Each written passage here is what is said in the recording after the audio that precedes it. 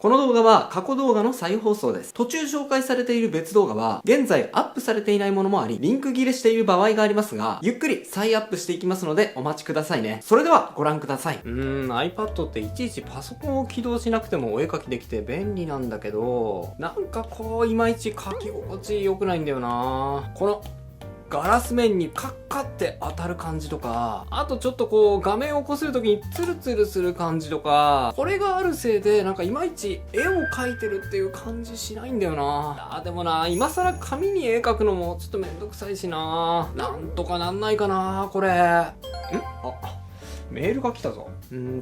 株式会社一連。何こんにちは、斉藤直樹さん。株式会社一連の加藤と申します。一連は iPad や iPad Air で使用するためのペーパーライクフィルムの販売の企画をしています。iPad のガラス面に描くような感触を抑えて、まるで紙に描くような描き心地を再現する保護フィルムです。すごく自信作なので、ぜひ使っていただきたいのですが、こういったお仕事を受けていただくことは可能でしょうか？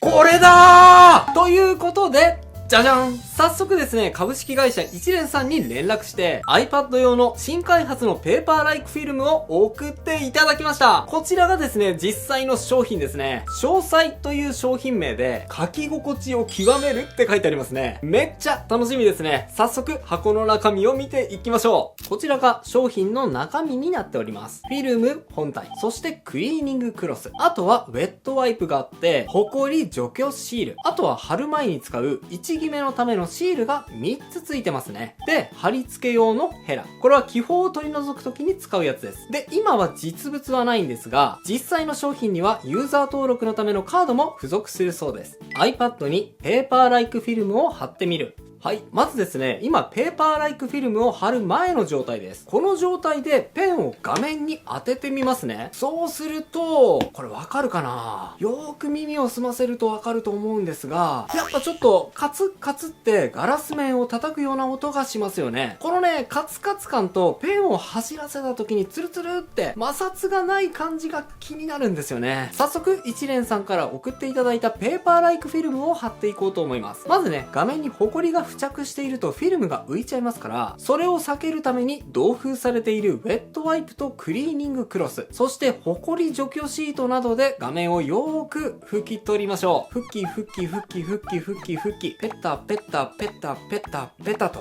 このぐらいで大丈夫かな？1決めが苦手な人は、この1決めシートを使ってフィルムと iPad を固定して作業しましょう。そしたらね、フィルムを貼っていきます。僕ね、こういう作業結構苦手なんですけど、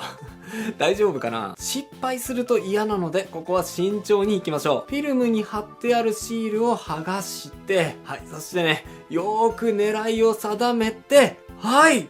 ちょっと失敗したとしても、粘着力は特に落ちることはないみたいなので、何度かチャレンジしていい位置を探りましょう。はい。これで大丈夫ですね。ただね、貼っただけだとやっぱりどうしてもフィルムの中に気泡が混じってしまうので、同封されていたヘラを使って、気泡をゴシゴシと追い出しましょう。よし！これで完璧じゃないでしょうか。気泡が全然入ってませんね。綺麗に貼ることができました。それとね、これめっちゃ嬉しいんですが、もし貼り付けに失敗しても LINE などでユーザー登録さえしていれば、失敗した時にもう1枚ペーパーライクフィルムもらえるみたいです。これはね、すごく安心ですよね。じゃあ、フィルムを貼った状態で、さっきの状態と書いている音を聞き比べてみましょうか。早速書いてみますね。ほらほらほらほら、この音わかります？さっきね、ツルツルっと摩擦がない感じがしましたが、フィルムを貼ると、ね、サラサラサラーって、とっても心地よい摩擦音がしますよね。いや、本当にね、紙に書いているような感じがして、ガラスに書いているような感じがなくなっています。これはめっちゃ期待できますね。実際にお絵描きしていっちゃいましょう。ペーパーライクフィルムを貼ってお絵描きしてみる。では、早速始めていきましょうか。右がね、実際に iPad に書いているところ、左が iPad の画面ですね。今回の絵は、お絵描きしようと iPad の画面に向かうようなケイちゃんを描いていきたいいと思います。僕正直ね、iPad メインではお絵描きしないので、少しでも描き味に違和感があると、もうこの描き始めの時点で絵を描くのがね、やる気がそがれてしまって、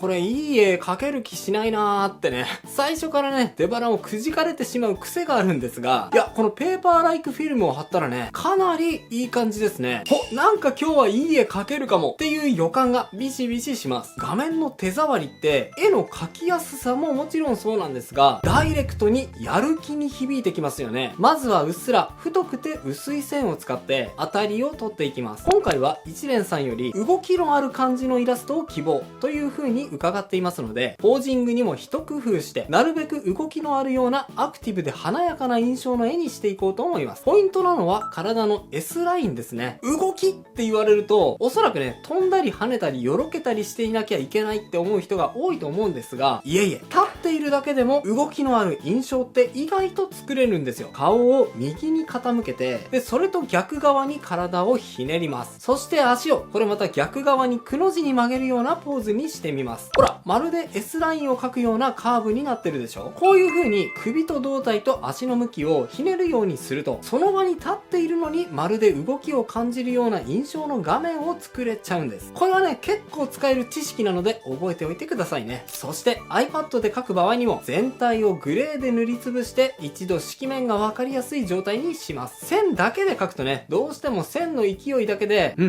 動き出てる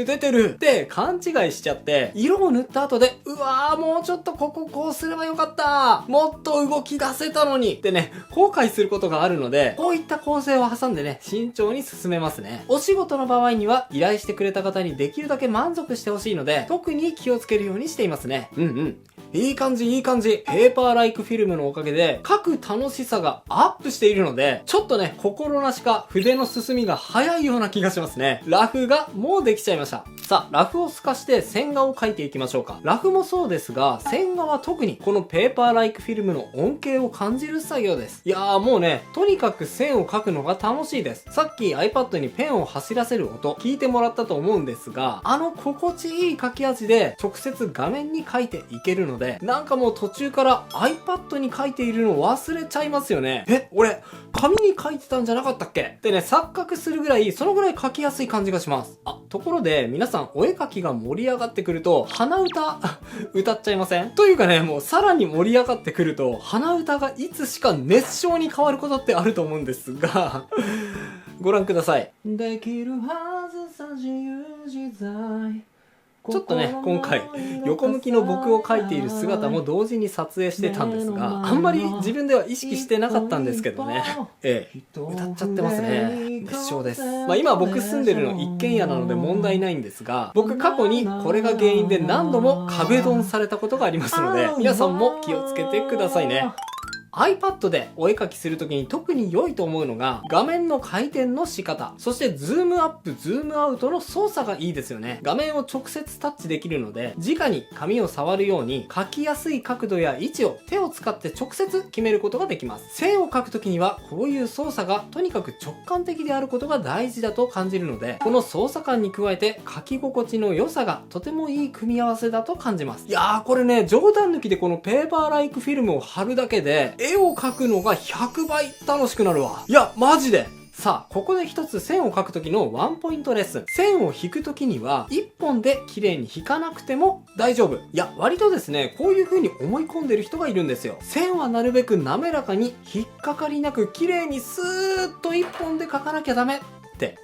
すね、全然そんなことないです。確かにそういう描き方が魅力的になる場合もありますが、あえて線を何本か重ねて、ちょっと荒々しく描いた方が描き手の気分だったり、勢いのあるニュアンスを絵に含めることもできますので、この絵は確かに俺が描いた。ただただコンピューターで作ったわけじゃないんだっていうね、手触り感のようなものを絵に含めることもできるような気がします。実際僕のこの絵もよく見るとそういう荒々しいタッチをわざと含ませているんですよ。今回クリスタを使って下書き、線画を描いてきましたが、個人的にクリスタで好きなポイントはバケツツールです。僕メインで使っているソフトがフォトショップなんですが、ここはね、クリスタめっちゃ好きですね。見て見て、線と線の間に隙間があっても、その隙間がなかったようにはみ出さずに色を塗ってくれるの。これは本当にすごいい機能ですよね。特に iPad で書く場合、キーボードをつなげずに画面操作だけで作業を完結したいっていう人も多いですから、こういうサポート機能は非常に助かります。あっという間に下塗りが終わりました。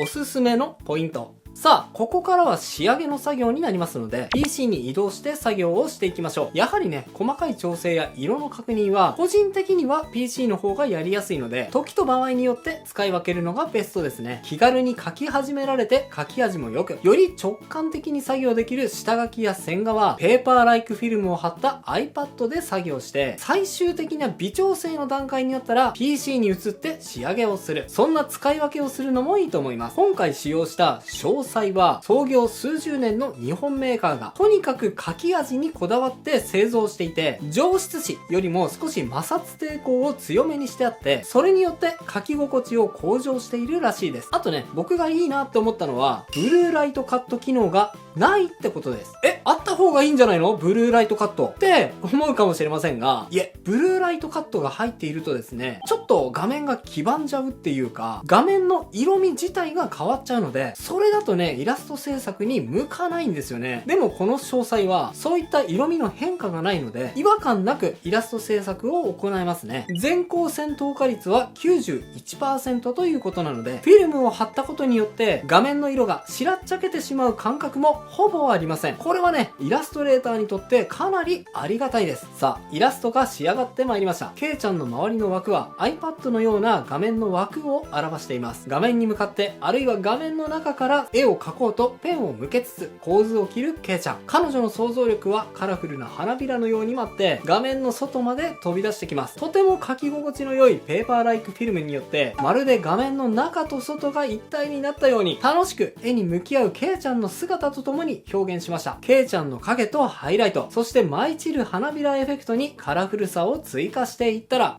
貼ってないの？ペーパーライクフィルムでお絵描きが100倍楽しくなります。ケイちゃんのイラスト完成です。いかがでしょうか？特に髪の毛のラインとか長いストロークを描くときには iPad など直接画面に描いた方が描きやすいっていう人も多いと思いますが、ペーパーライクフィルムを貼ることでその作業がとてもスムーズに気持ちよく進められることができちゃいました。この絵にもね、その感じ出ているのではないかと思います。株式会社一連さんから発売しております iPad 用ペーパーライクフィルム。お値段はサイズによって異なります。iPad 10.2 用が税込みで1780円、iPad Pro 11 Air 10.9 兼用が税込み1980円、iPad 12.9 用が税込み2280円となっております。そして動画を見てくれた皆さんに嬉しい割引のお知らせです。購入時に概要欄に記載されたクーポンコードを入れていただければ、期間限定ですがなんと 10% オフの価格で購入していただくことができます。これめっちゃお得ですよね。動画下の概要欄に URL を載せておきましたので、今日の動画を見てね、 iPad に貼ってお絵描きしたいって感じた方はぜひぜひそこからチェックしてみてくださいね。それではまた次回の動画でお会いしましょ